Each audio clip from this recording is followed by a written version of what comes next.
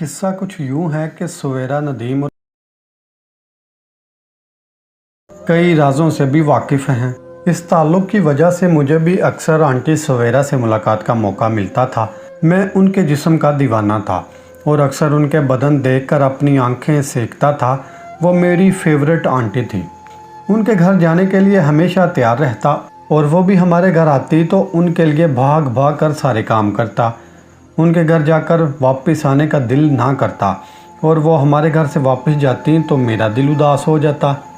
ایک مرتبہ یہ ہوا کہ امی نے لاہور سے اسلام آباد بذریعہ ہوائی جہاز جانا تھا، مگر موسم کی خرابی کی وجہ سے جہاز اڑ نہ سکا اور فلائٹ کم از کم ایک روز یعنی 24 گھنٹے کے لیے مؤخر ہو گئی۔ اسی فلائٹ میں سویرا ندیم بھی امی کے ساتھ تھی۔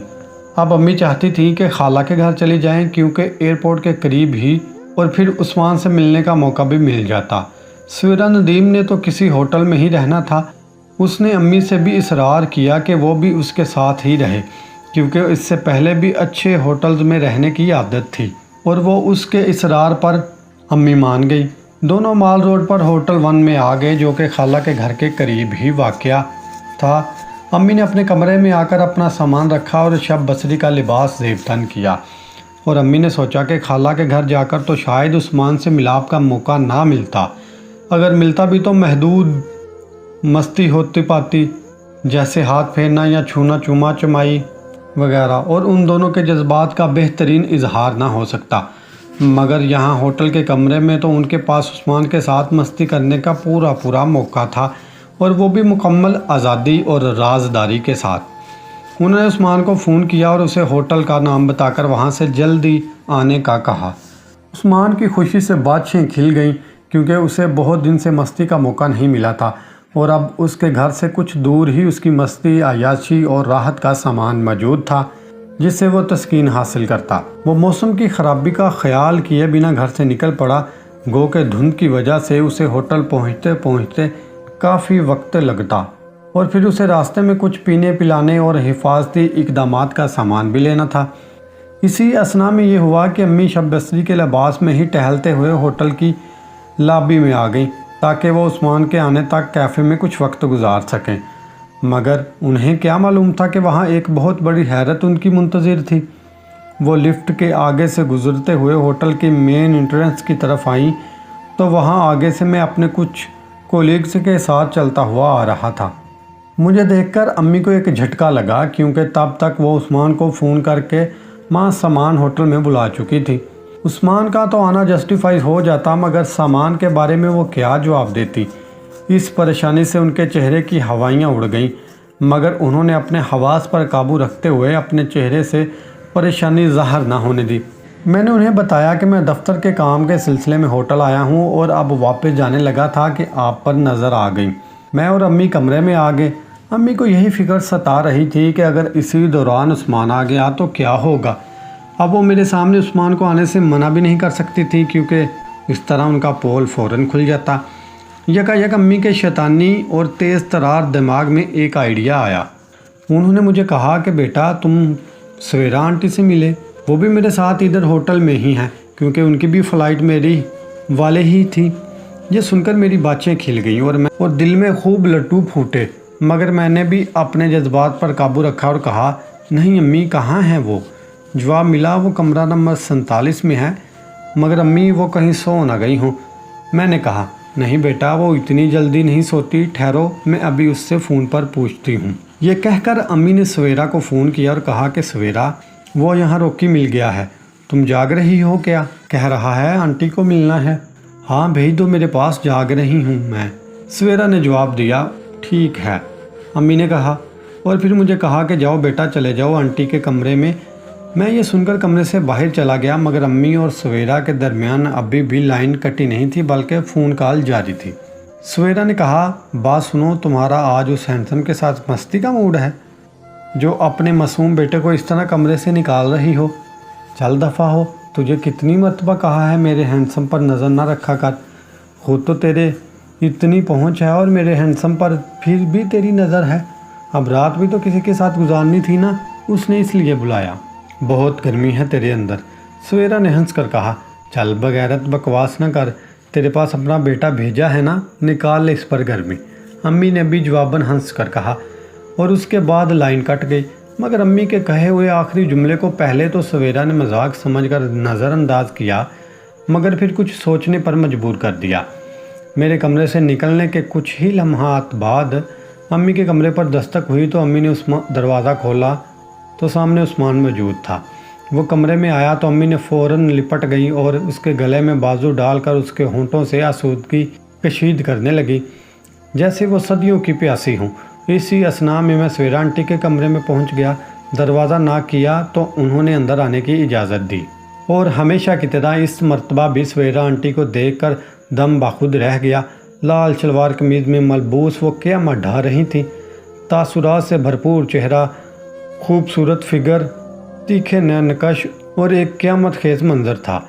सवेरा का सरापा किसी नामर्द को भी मर्द बना देने वाला था। उन्हें देखकर मेरे अज़ू ने फ़ौरन अपनी मौजूदगी का एहसास दिलाया। मैं आंटी से गले भी मिला जैसे अक्सर मिलता था और यूँ उनका सीना मेरे सीने के साथ लगा। हमने काफ़ी देर बैठकर इधर उधर की बातें की, मगर इस दौरान मेरी नज़र उनके सरापे का तवाफ़ करती रही और इस बात को उन्होंने भी ख्वाब। मेरी नज़रें उनके सीने पर गड़ी हुई थी, मगर हैरान कुन तौर पर उन्होंने अपने सीने पर दुपट्टा ठीक ना किया बल्कि वैसे ही रहने दिया। रात का शायद दूसरा पहर था जब सवेरा आंटी उठा और कहा कि चलो अब कुछ देर आराम कर लें। मुझे लगा शायद ये इस बात का ऐलान है कि मैं कमरे से चला जाऊं, मगर उनका इरादा इसके सिवा था। मैं कमरे से जाने लगा तो उन्होंने मुझे इधर ही रोक लिया और कहा कि मैं इधर उनके कमरे में ही सो जाऊं। मगर आंटी यहाँ तो सिर्फ एक ही बेड है, मैं नीचे अम्मी के पास जाकर सो जाता हूँ। मैंने कहा कोई बात नहीं बेटा, तुम मेरे बेटे जैसे हो, तुम मेरे साथ इस बेड पर सो जाओ। रात बहुत है, तुम्हारी अम्मी सो गई होगी और इस वक्त उन्हें जगाना मुनासिब नहीं। आखिरी बात कहते हुए सवेरा ज़ेरिला मुस्कुराई। तुम यहाँ बेड पर लेटो, मैं ज़रा कपड़े बदल कर आई, सवेरा ने कहा। मगर मैंने उन्हें टोका जब वो वॉशरूम की तरफ एक कदम बढ़ा चुकी थी। अब क्या है बेटा, सवेरा ने कहा। आप और अम्मी तो सफ़र पर जा रहे थे इसलिए आपके पास हर किस्म के कपड़े मौजूद हैं, मगर मैं इस वक्त जीन्स में हूँ। मैं भला कैसे इन कपड़ों में रात गुजारूँगा, मैंने कहा। ये बात तो है। तुम ऐसा करो, एक काम करो, मैं वॉशरूम जाती हूँ तो तुम मेरे पीछे अपनी जीन्स उतारो और अपनी शर्ट्स पहनकर अपनी रज़ाई में जाओ, ऐसे तुम इजी रहोगे। ये ठीक है। मैंने दिल ही दिल में आंटी को दाद दी। फिर वो वॉशरूम में घुस गई और मैं अपनी जीन्स उतार कर सोफ़े शर्ट भी उतार दी और बनियान और शॉर्ट्स में मलबूस रज़ाई में आंटी के इंतज़ार करने लगा। आंटी जब बाहर आई तो मेरी नज़रें उन पर पड़ी और मेरे रहे सहे होश भी जाते रहे। आंटी ने एक ज़बरदस्त नाइटी पहन रखी थी जिसके बाजू नहीं थे और उसकी लंबाई बमुश्किल उनकी थाई तक थी। मैं उनका सरापा कमरे में मौजूद बड़े शीशे में देखा तो मुझे पता चला कि उनकी नाइटी सिर्फ उनके आधे हिस्से को ढांप रही थी और उनके खूबसूरत बदन का ज़्यादा हिस्सा उसमें से बरहना नज़र आ रहा था। यही हाल उनके सीने का था। सीने के मिलाप से बनने वाली लकीर साफ नज़र आ रही थी। मेरे अज़ू में ऐसी सख्ती आई कि बयान से बाहर, और इस मर्तबा में अपने तासुरात छुपा ना सका। मेरे चेहरे पर मौजूद इज़्तिराब और बेचैनी को सवेरा ने बआसानी महसूस कर लिया और हंस कर कहा, क्या हुआ बेटा, इससे पहले कभी कोई खूबसूरत औरत नहीं देखी? देखी तो बहुत है, मगर आपकी खूबसूरती कोई नहीं देखी। मैंने भी हंस कर जवाब दिया। चल बदमाश, लाइन मत मार, सवेरा ने हंस कर कहा और खरामा चलते हुए बेड पर आकर मेरे बाईं तरफ लेट गई। कुछ ही देर बाद वो सो गई, मगर मुझे नींद कैसे आ सकती थी। मैं बहुत देर तक अपने पहलू में लेटी सवेरा नदीम के अध भरना जिस्म को देखता रहा। मुझे अपनी किस्मत पर रश्क भी आ रहा था कि इस खूबसूरत औरत को इस हालत में देखना भला हर किसी के नसीब कहाँ, ये तो किस्मत वालों की बात है। मगर साथ ही ये एहसास भी दिल में मौजूद था कि इस कदर करीब होकर भी मैं इस बला की खूबसूरत बदन से तस्कीन हासिल करने की पोजीशन में नहीं, और ये शायद सबसे बड़ी बदकिस्मती भी है कि इतने करीब जाकर भी असल मज़े से दूर रहा जाए। यकायक मुझ पर यह कफ़ियत शदीद हुई और मैंने इरादा किया कि मैं कुछ ना कुछ ज़रूर करूं। ये सोचकर मैं अपना बायां हाथ सवेरा की तरफ बढ़ाया और उसके सीने को हल्का हल्का दबाना शुरू कर दिया। फिर थोड़ा सा हाथ बढ़ाया और सवेरा का बदन हल्का हल्का हिला, मगर मैंने एहतियात से काम लिया। इतनी देर में सवेरा ने दूसरी तरफ करवट ली اب مجھے اپنے ہاتھ اس کے سینے سے ہٹانا پڑے، مگر حیرت مند بات یہ ہوئی کہ اس کے گداز صحت مند جسم بیگ سے میرے سامنے آ گئی، اور یہ دیکھنا میرے لیے بہت بڑی بات تھی۔ ان کا بدن تو ملبوسات کے اندر سے ہی قیامت ڈھاتا تھا، اب تو میرے سامنے اد برہنہ موجود تھا۔